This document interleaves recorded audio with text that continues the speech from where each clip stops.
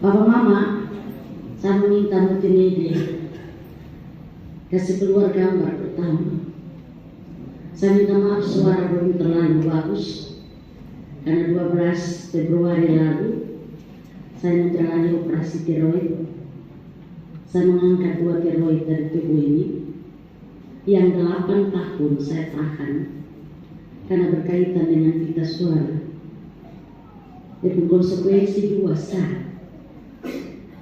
salah potong, so bisa bicara. Salah potong is dead di meja operasi. Tapi ternyata Tuhan bilang Diana masih pakai seluruh. Jadi 1 minggu setelah operasi, 1 minggu setengah, saya bilang di Tuhan, saya mau bertobat. Maka saya pecah rekor telur itu di SMA 1 Kupang. Walaupun nafas masih terengah-engah. Tapi tadi malam 2 kali memang. Saya bilang Tuhan, saya coba 2 kali. Mulai jam 7, habis jam 12:30 malam. Pagi ini saya ada di Ebenezer. Semua karena Tuhan. Tepuk tangan untuk Tuhan. Bapak Mama lihat ini gambar dulu. Siapa mahal? Kalau yang tergantung itu adalah istrimu, pertanyaan saya kepada semua suami. Suami siapa yang rela ditolong oleh istri? Kalau ada suami yang rela tolong, dipalok saja buat sudah. Saya yakin suami akan berdoa pendek kepada Tuhan. Ya Tuhan, ambillah dia. Karena mati 1 tumbuh 1000. Apalagi 1:9 sekarang. Perempuan dan laki-laki 1:9 sekarang. Bapak dong hati-hati, betul 9 ya.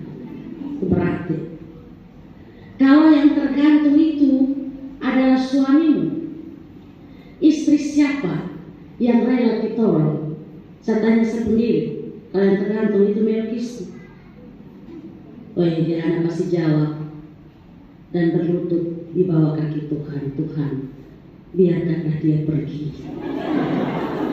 Karena aku masih mau hidup 1000 tahun lagi. Sonada, anak muda, kalau yang tergantung itu pacarmu, kekasih hatimu, yang biasa kau nyanyi lawango itu, bercinta selalu, keterdua sehidup semati. Tapi kalau tergantung di situ, adakah yang berani ditolong? Dia pacar. Saya percaya dia pikir panjang. Apalagi berpacaran, tukar cincin saja, dia bisa bilang sudah, lupi sudah bohong. Tuhan pasti kasih dia lain, atau dia refleksi lain. Tuhan berencana memberi yang terbaik bagiku. Karena itu pergilah sekarang.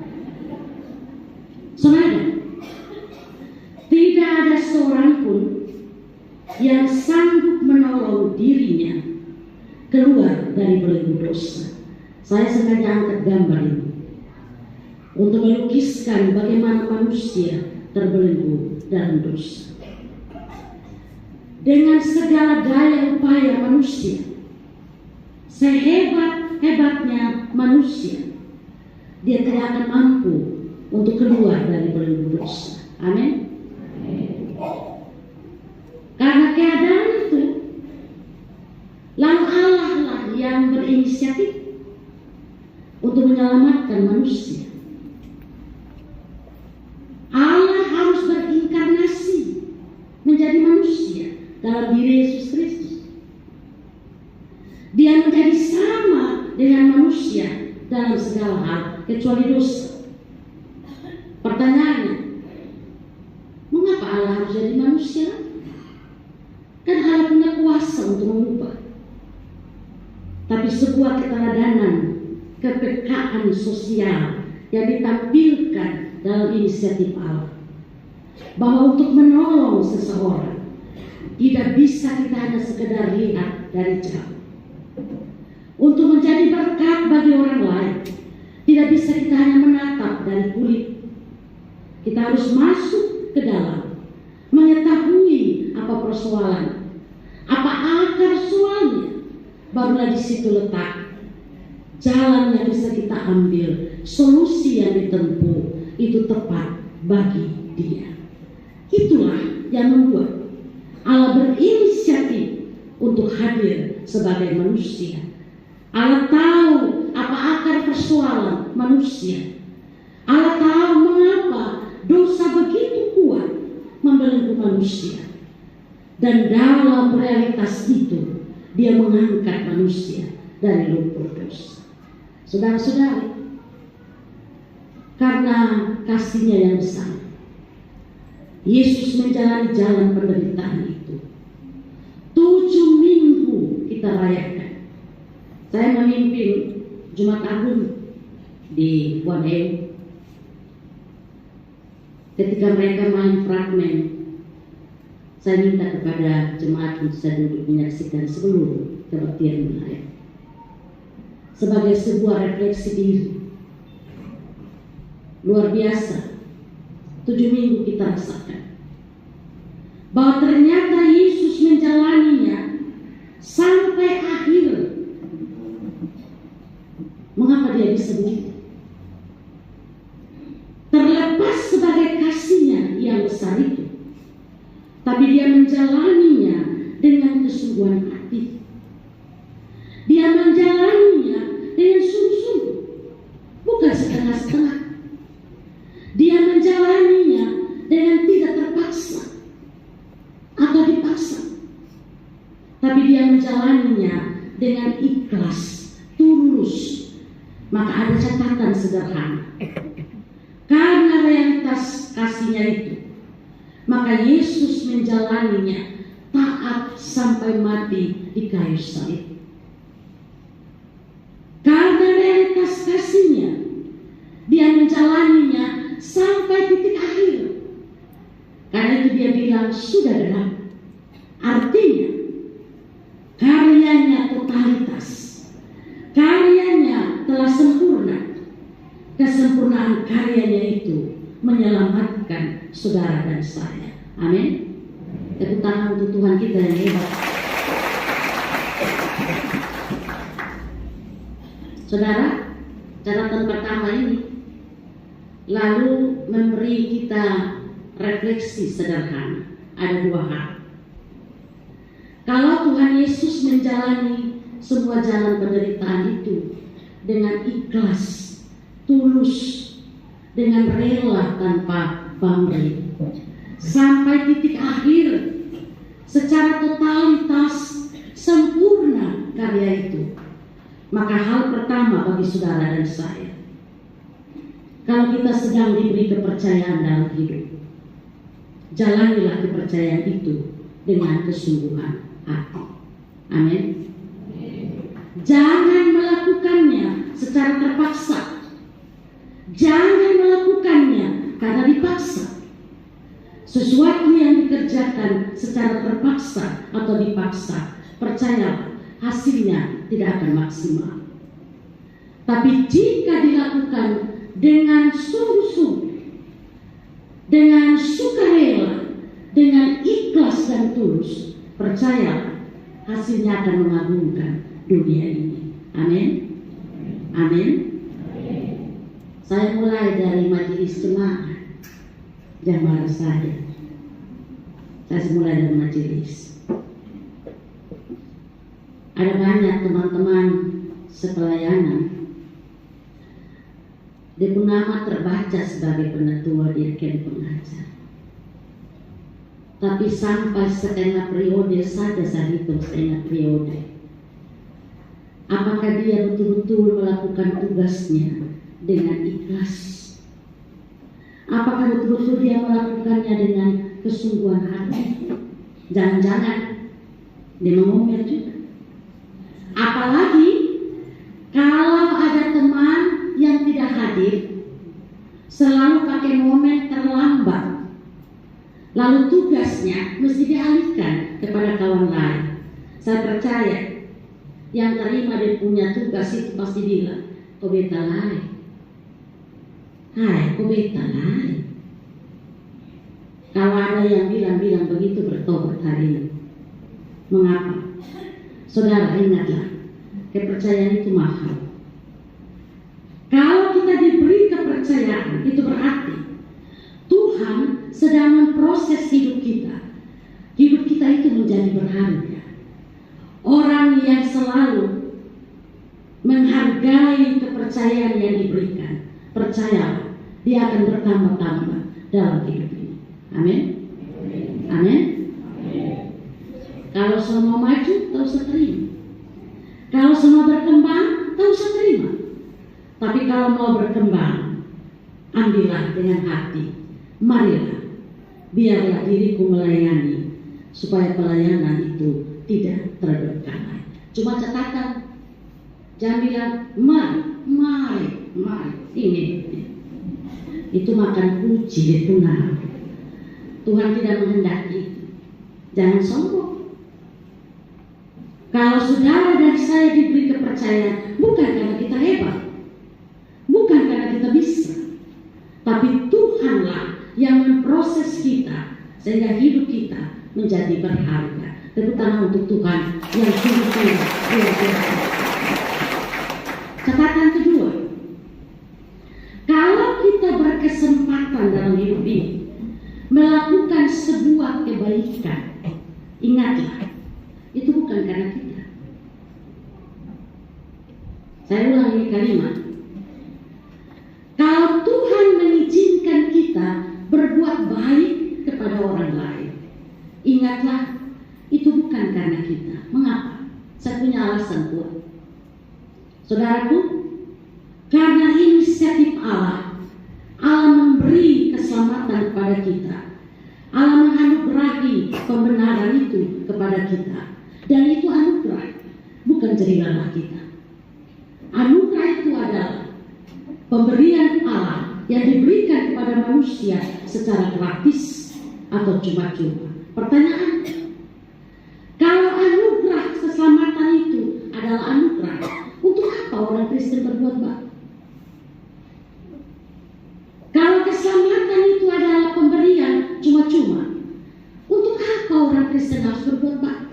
Saudara, agama lain berbuat baik untuk mengejar keselamatan, tapi kita berbuat baik sebagai bukti syukur karena keselamatan itu telah diberikan kepada kita. Perbuatan baik kita didorong oleh keselamatan yang telah dianugerahkan Tuhan kepada kita. Jadi kalau saudara dan saya mampu berbuat baik kepada orang lain, karena kita lebih dulu telah mendapatkan kebaikan dari Tuhan. Amin. Jadi kalau bisa berbuat baik bagi orang lain, jangan pukul dada. Tunduklah di hadirat Tuhan dan bilang untuk Tuhan, terpujilah kesempatan itu bagiku. Karena tidak semua orang mendapatkan kesempatan untuk berbuat baik. Amin. Amin. Nah, saya bilang untuk majelis tadi itu ada satu cerita. Dan saya tahu ini cerita bukan cerita omong kosong. Ada teman yang di kelas itu cerita untuk saya. Dia bilang begini, Pak, dia tahu di desa dong itu kan, di Puan dong itu, kalau satu orang dia itu pejabat di pemerintah, nanti atau di masyarakat, nanti di gereja itu jadi bagian itu. Jadi saat ini dia punya nama Markus. Dong panggil dia di situ Markus. Ini lagi tren orang Kristen sekarang. Baptis dan Petrus panggil P. Pindah ke jenis baru UP. Ini bahaya ya. Nah ini Mau. Mau itu dia sekretaris desa. Lalu di gereja dia sekretaris cuma di jemaat. Suatu hari mau panen raya, lalu kepala desa panggil Mau untuk tugas, lu urus tenda kursi, lu bawa undangan dong, pergi diundang semua, lu atur acara lalu MC. mau mengerjakan dengan bertanggung jawab. Acara jalan mau MC. Sampai di sambutan camat sedang sambutan. Mau pitanya KMJ. Di situ ada hadir ketua klasis, kepala kerja marah.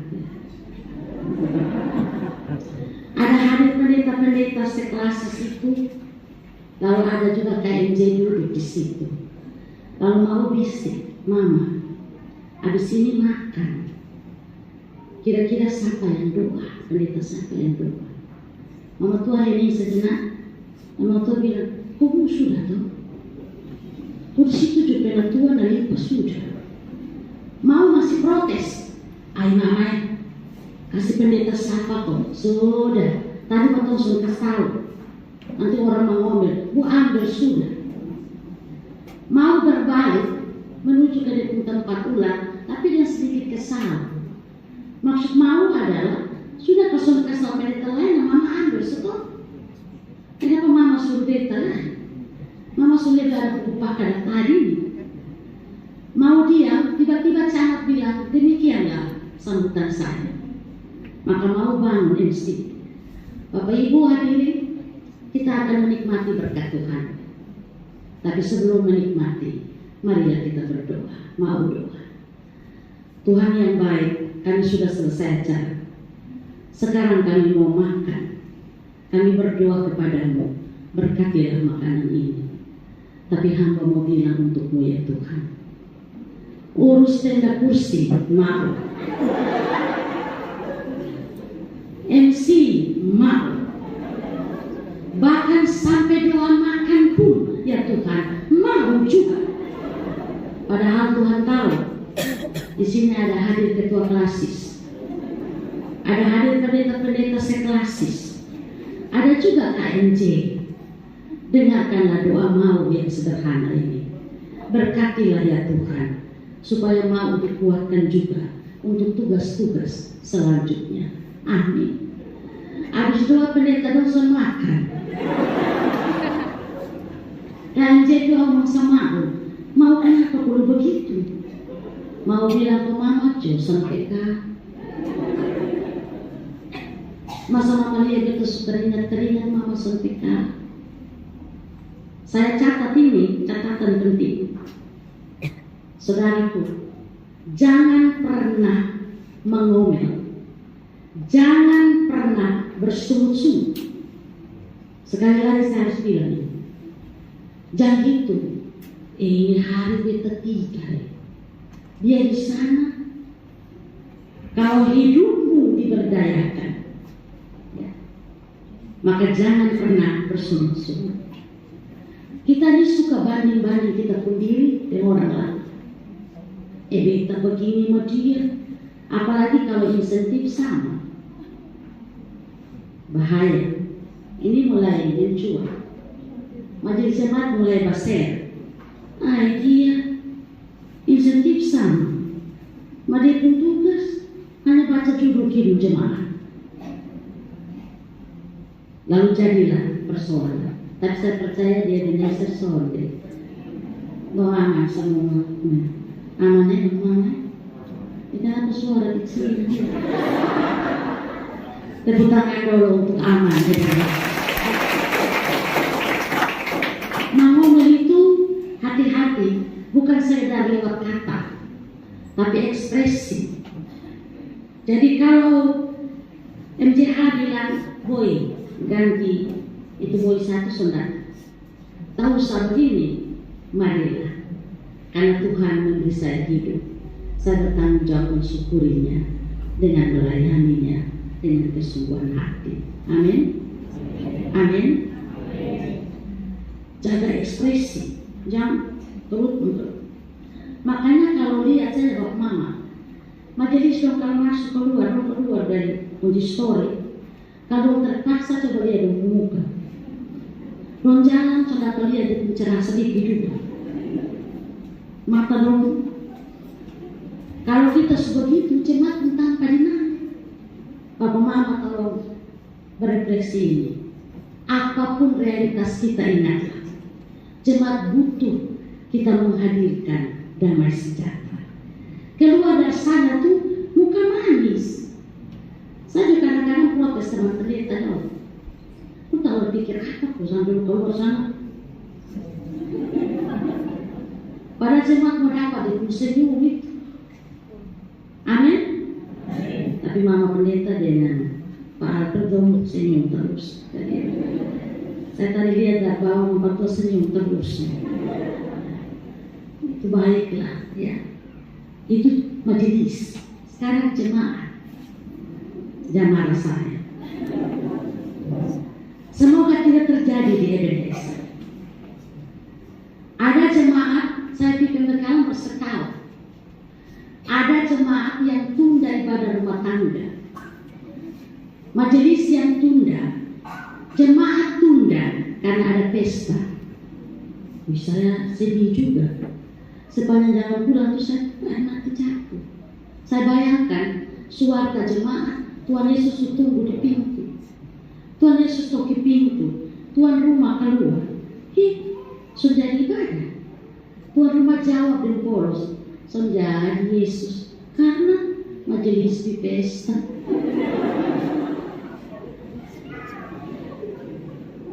Sudah Yesus karena betapa pitolong pesta di sebelah. Betapa sakitnya Yesus ku hati. Ya. Saudaraku, ada juga jemaat yang tunda ibadah rumah tangga karena sungguhnya persembahan. Cuma di soal ini 1, 2. Betul ada persembahan, tapi ingat ada 2 istilah yang maknanya sama, tapi beda-beda tipis. Persembahan dan kolekte. Persembahan itu sesuatu yang diberikan dengan sukarela, tapi kolekte wajib diberikan. Kalau uang tidak ada sebagai persembahan, ingatlah hidupmu dan hidupku adalah kolekte bagi Tuhan. Amin. Amin. Jadi kalau sudah ada uang, siapkanlah hidupmu. Bukalah pintu rumahmu. Terimalah Tuhan, karena ada kolekte yang bisa dipersembahkan kepada Tuhan. Hanya kalau bilang persembahan sonada, habis ibadah jangan minum.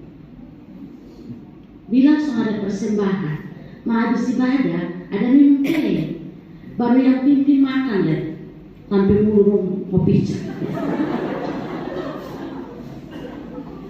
Habis ini pasti majelis songkas saya minum, karena marah ya. Tapi ini refleksi bagi kami para pelayan. Bapak mama jangan marah saya. Kalau saya harus memimpin syukur, amin amin amin, cuma kau makan, saya bilang hitung persembahan. Karena sebagai pemimpin pelayan, saya akan lihat dulu persembahan Tuhan.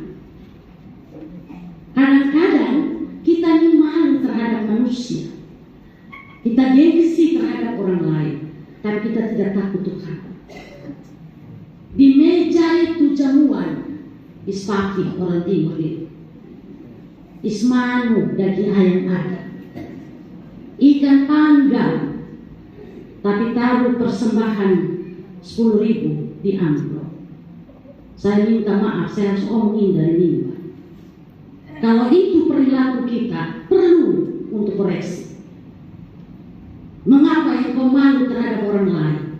Engkau gengsi terhadap manusia, tapi engkau tidak takut pada Tuhan. Saya pernah melakukan. Saya yakin Pak Alfred dan Pak Pendeta belum berani. Saya berani. Bagi saya Tuhan punya kebenaran harus diletakkan. Saya doa habis, saya doa selesai, saya masuk ke dalam, saya ambil kuasa minum dan saya pamit. Saya pulang lalu suami bilang, saya cerita suami bilang, pasti ibu rencana ke rumah daging, pasti ibu. Saya bilang bukan bos, tapi ada jemaah juga untuk paham bahwa yang kita makan itu sebenarnya itu persembahan untuk Tuhan. Jangan kita rampas Tuhan. Amin. Amin. Saya lihat ada jemaat yang sudah saya tajam. Tidak apa-apa. Ini penting. Ini penting. Lebih parah lagi Bapak Mama, kalau ada undangan syukur dari jemaah, saudara keluarga, itu dia bunyi undangan syukur atau makan syukur. Bukankah bunyinya undangan untuk ibadah syukur? Amin. Amin. Kami mengundang Bapak Ibu untuk ada bersama kami keluarga dalam ibadah syukur. Tapi realitas membuktikan, pas mau ibadah hanya pemimpin dan tuan rumah. Saya pernah majelis raya ada 5, tapi yang berhadir 1. Lalu saya bilang, Mentua, MC sudah, kita mulai. Mentua MC, soal soal pas amin amin, amin amin. Saya tersang, tapi panik dong masuk. Di dalamnya ada 4 orang majelis jemaat. Selesai duduk, lalu itu persembahan selesai, mau makan, Mentua mulai korek, mak, ketemu makan. Siapa yang doa kita kasih bantu, betan doakan. Mentua bilang, kembali kami menjemput dengan penuh kasih Pendeta Diana untuk berdoa makan. Saya berdoa pendek, Tuhan, kami sudah sukacita dengan keluarga. Kami sudah selesai ibadah syukur. Keluarga mau jamu kami dengan makan dan minum bersama. Tapi yang mau pinta kepadamu ya Tuhan, biarkan kami yang tadi ibadah makan duluan, baru mereka yang terlambat makan belakangan. Supaya sempurnalah mereka makanan rohani dan makanan jasmani bagi hidup ini. Terpuji-pujilah nama. Amin. Saya mau lihat, Rupi makan, coba.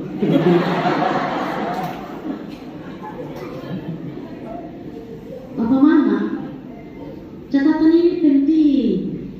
Kalau yang diundang itu orang lain di luar kita, dong bisa menyaksikan kesaksian itu.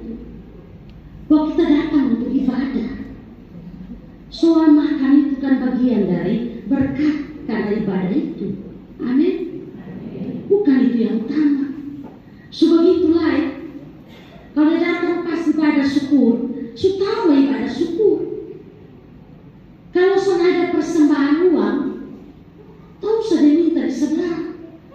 Waktu pemimpin bilang, kita siapkan persembahan. Jadi korek kawan. Bagi dia. Jadi lupa. Ya. Kalau saya yang pimpin, saya mau langsung dan luka. Tahu saya minta boy. Tahu saya minta mama papa. Tahu saya minta saya. Karena Tuhan juga tahu itu bukan lupunya, tapi dia punya. Mengapa kita malu pada orang, tapi kita tidak takut Tuhan?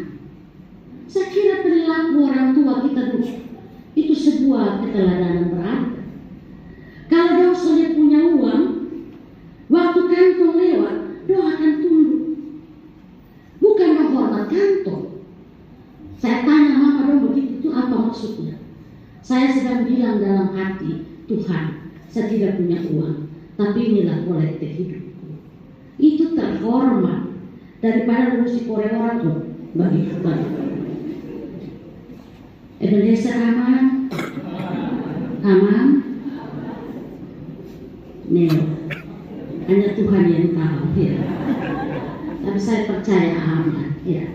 Kalau semua jemaat sadar ini, saya yakin pelayanan di jemaat ini akan semakin dan semakin menjadi kesaksian bagi kemuliaan nama Tuhan. Itu catatan dari refleksi pertama. Poin kedua yang terakhir, saudara-saudara, kalau kita diberi waktu untuk berbuat baik, saat kita mau melakukannya, saya pinjam ini kalimat, ikhlaskanlah kebaikan. Mengapa saya bilang ikhlaskan? Karena kalau kita berharap mendapatkan balasan yang setimpal, kita akan kecewa dan percumalah kebaikan yang kita buat. Kadang-kadang kita biasa manis dengan orang lain, lewat dia tegur sapa, senyum. Tapi ada saat di mana dia lewat ketemu muka disentuh. Kita kadang tidak orang. Waktu dia susah, kita tolong dia. Tapi saat kita susah, dia tolong kita. Lalu kita mulai marah-marah, kita mulai bersungut-sungut, kita mengomel. Pertanyaannya, dosa di siapa? Dosa diri kita. Amin. Amin. Jadi kalau kita mau berbuat baik, kita mengambil keputusan untuk melakukannya, pada saat yang sama ikhlaskanlah kebaikan itu. Amin. Lihat gambar kedua. Lihat gambar kedua. Ya. Di depan saya ada sama-sama, tapi di sini pasti terang. Amin kok. Mama lihat orang yang koko babi dia ikhlas. Babi jadi ikhlas karena pasrah. Ya.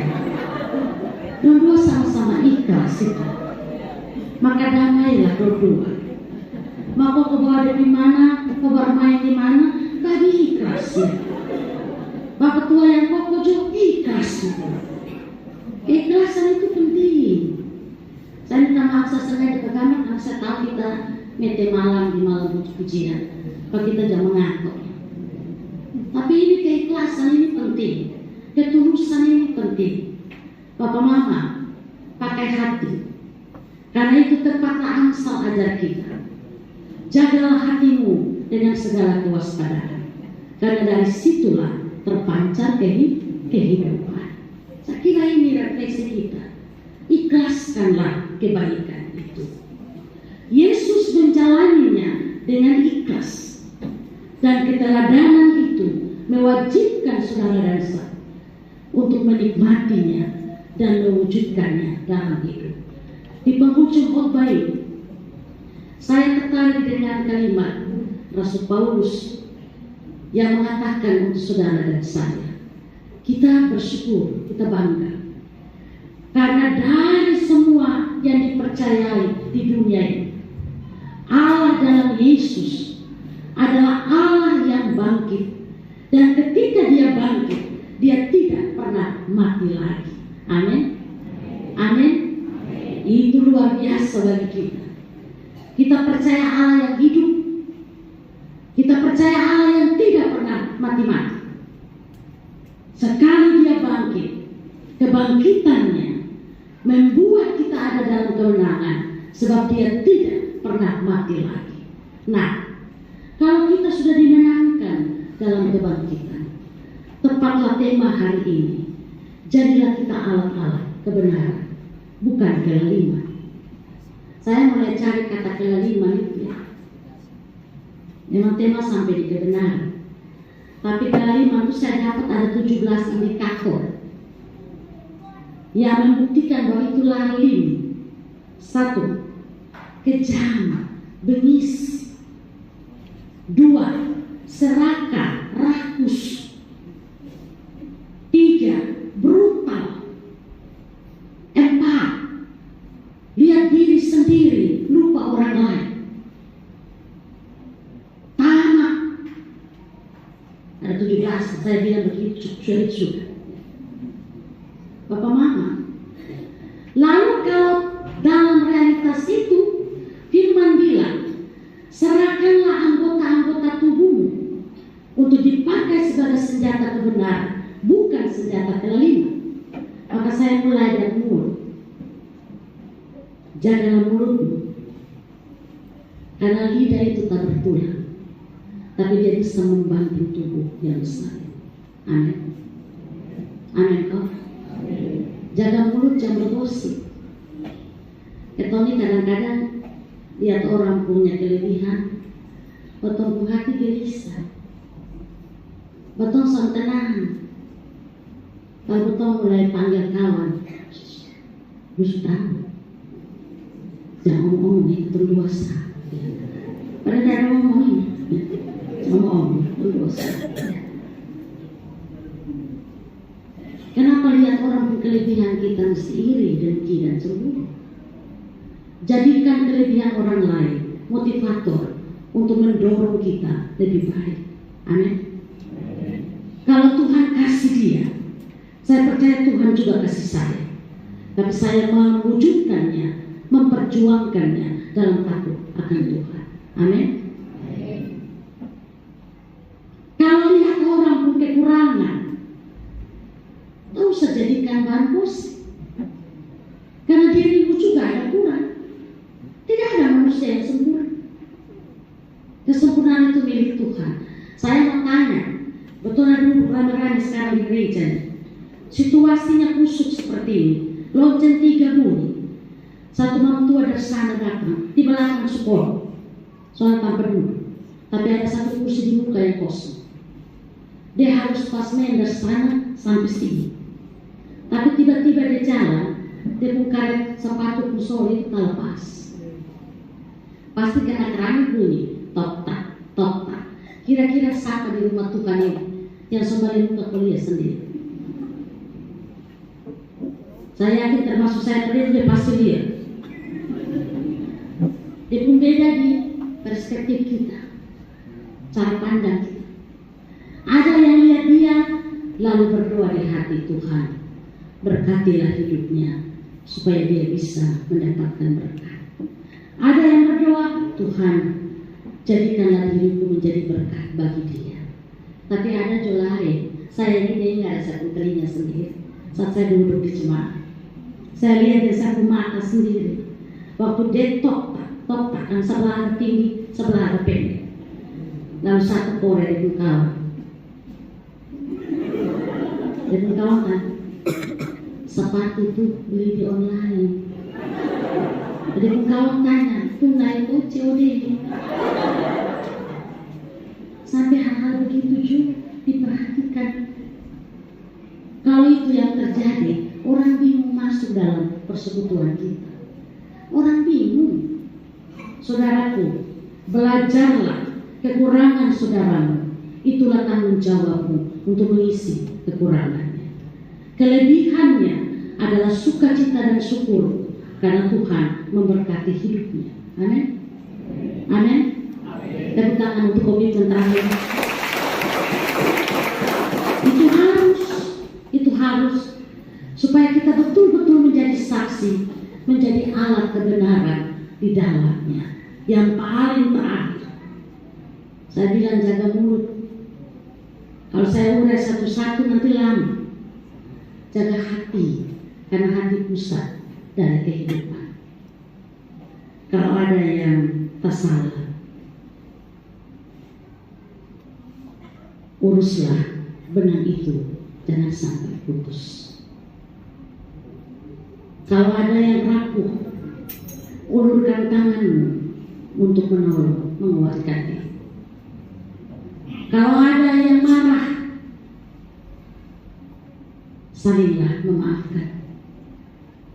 Kalau ada yang terluka, salinglah mengobati dan menyembuhkan.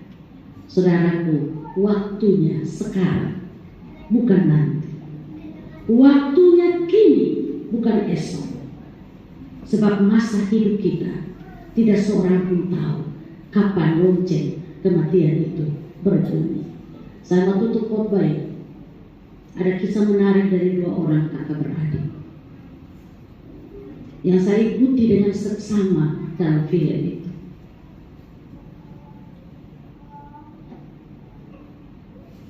Karena segala sesuatu dalam hidup ini, 2 orang ada dalam realitas yang sungguh-sungguh memprihatinkan. Adi berniat menyapa kakak, tapi kakak selalu menjauh. Ada saat di mana kakak berniat menyapa Adi, tapi kemudian Adi gengsi dan bilang, "Oh Tuhan, udah semua ku senang." Tiba-tiba suatu malam, berita datang pada adiknya, "Kakakmu telah pergi." Mapi menangis sampai makrareujo. Ada makna. Dia pergi tanpa mengucapkan kata maaf, tanpa ada pelukan hangat, tanpa ada cinta kasih. Saudaraku, Yesus melakukannya sampai sempurna. Itu berarti kasihnya itu utuh, sempurna kepada kita. Jangan biarkan waktu itu berlalu, berlalu dengan percuma. Biarkanlah kasih kita juga utuh dalam hidup ini. Jangan sampai kita menyesal. Ujung cerita itu adalah dia menyesal seumur hidup karena kakaknya pergi tanpa satu kalimat yang terucap. Aku mengasihimu, aku memaafkan. Waktu selesai kubur, buka kakak lemari, ternyata ada coretan sebuah bait lagu yang dituliskan kakaknya.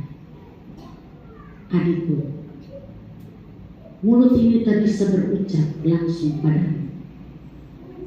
Tangan ini menuliskan goresan ini tak bisa kuberikan langsung kepadamu.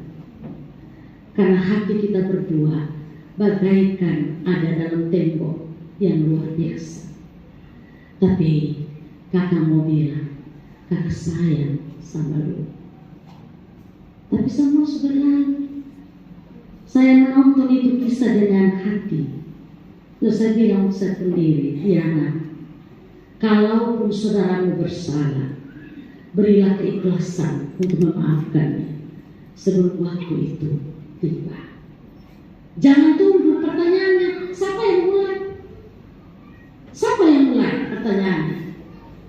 Kalau kita baku tunggu sampai Yesus datang, Yesus jadi. Orang yang memulainya, percayalah, dialah yang diberkati oleh Tuhan. Amin. Amin. Pulanglah, jadilah alat kebenarannya itu, supaya kita berbeda dari dunia ini. Dan dunia pun mengakui Tuhan tidak pernah keliru memilih saudara dan saya menjadi alat kebenaran dalam kasih-Nya. Amin.